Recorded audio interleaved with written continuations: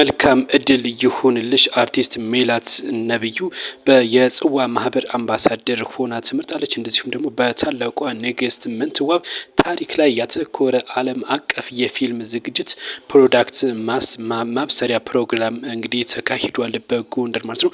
የዚህ ፊልምም ዋና ተዋናይ ሆና ትመርጣለች ሜላት ነብዩ ማለት ነው።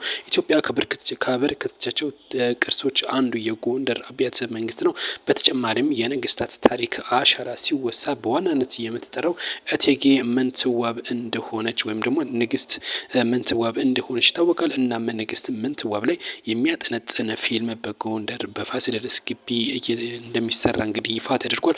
የዚህም እንግዲህ ንግስት ምንትዋብን ወክላ የምትሰራው ሜላት ነብዩ እንደሆነች ነው የታወቀው ማለት ነው። እንግዲህ ፊልሙ በጎንደር አብያተ መንግስት እንደሚሰራ እንደዚሁም ደግሞ እድሳቱን ለዓለም ለማሳወቅና ለቱሪስት ፍሰትም ይጠቅማል ተብሎ ነው እየታመነበት። ይህ ፊልም የሚሰሩት ማለት ነው በዋናነት የሆሊውድን እንግዲህ በሆሊውድ ስመጥር የሆኑ የፊልም ባለሙያዎች እንደዚሁም የተለያዩ የፕሮዳክሽን ላይ የተሰማሩ እንቁ ባለሙያዎች የሚሳተፉበት ፊልምም እንደሆነ ነው የታወቀው።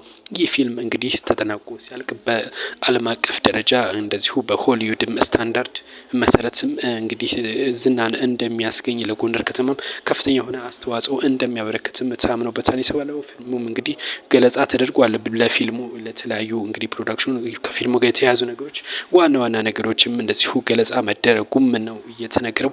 እናም ፊልሙ ቀረጻውን በቅርቡ እንደሚጀምርም ነው የደረሰ መረጃ የሚያመለክተው። ከዚህ ጋር ተያይዞ እንግዲህ ሜላት ነብዩ እንኳን ደስ አለሽ ይህንን ትልቅ ክብር በማግኘትሽ እንላለን። እስኪ እናንተም በዚህ ጉዳይ እውነት ይህንን ንግስት ምንትዋብን ትወክላለች ወይስ አትወክልም የሚለውን ሀሳብ አስተያየቶችን አስቀምጡልን። ሰብስክራይብ ፎሎ እያደረጋችሁ አብራችሁን ቆዩ። መልካም ቆይታ